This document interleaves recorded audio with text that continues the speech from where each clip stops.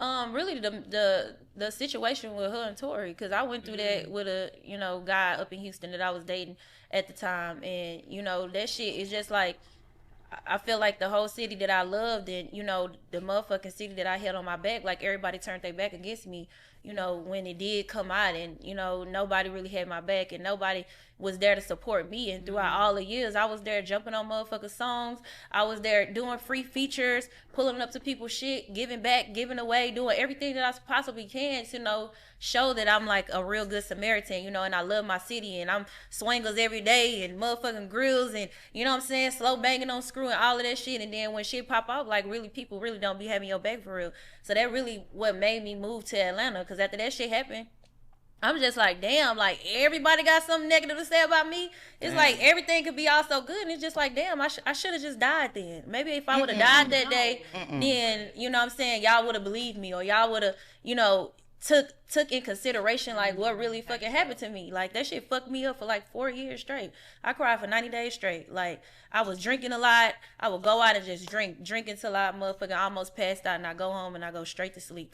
You know what I'm saying? Like, but it took like, a strong support system. My mom, my godmother, my nana, my sister, you know what I'm saying, having my back even through the tragedy and the traumatic. Like, you know what I'm saying, I still ain't got back everything that I lost from that shit, but I can feel, the love, and definitely like coming back around. And motherfuckers, a lot of people that came and apologized. A lot of people, you know what I'm saying, women didn't even reach out to me, you know what I'm saying? Like, and one thing about Megan that I really loved about her is that she went forward with the whole case. She ain't dropped no charges. She ain't do nothing like that. And I feel like, damn, bitch, you was stronger than me, because I was like, fuck it, I'm gonna just drop the charges. I don't want to deal with this shit no more. And I should have just moved forward with it. But at the end of the day, like, you know what I'm saying, everybody gonna have their day, and what God has for me is for me, and nobody can really stop nothing that when God opened the door for me, nobody can come behind that bitch and close it. I don't care who the fuck you are.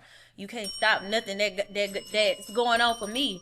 And my life has been such an amazing, like, I stopped drinking, I stopped smoking, I got into my workout bag, I started motherfucking just pouring into Just Brittany, because in order for God to change the things around me, he had to change me first. And when I started changing me, then that's when everything around me started changing, and I started getting blessings, and God started putting real people around me, real genuine people that around me that don't look like me, that don't do the same thing like me, that's not even in the industry, people that I go to the gym with, you know what I'm saying, girls that, is on a whole different type of level. They work, they go to the gym, we motivate each other, we hold each other accountable, you know what I'm saying, we go to church together, we go work out together, we take trips together. It's not just a one-sided friendship, like, oh bitch, we going to the club and let's just hang out at the club, you know what I'm saying. I had to learn how to differentiate my friendships and people who I was hanging with, because my lifestyle started to change and them people still was staying the same. So I had to change the people that I was around, and I had to change who I was to become the better person that God wanted me to be. Amen. Well, that's right. Are you referring to the situation with Zero, correct?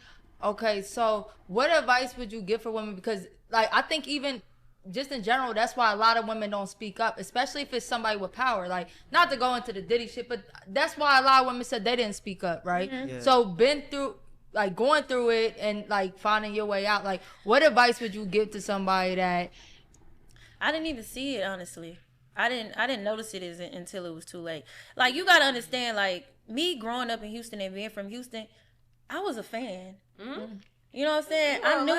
I knew every song. I sung every song. I tried to go to every concert. I tried to, be there. So, like, when we really start, like, getting closer, like, that nigga helped me get out of contracts and shit that I was in with, you know what I'm saying, management and shit. Like, that was really, like, my go-to person. Like, that was my heart at one time. Yeah.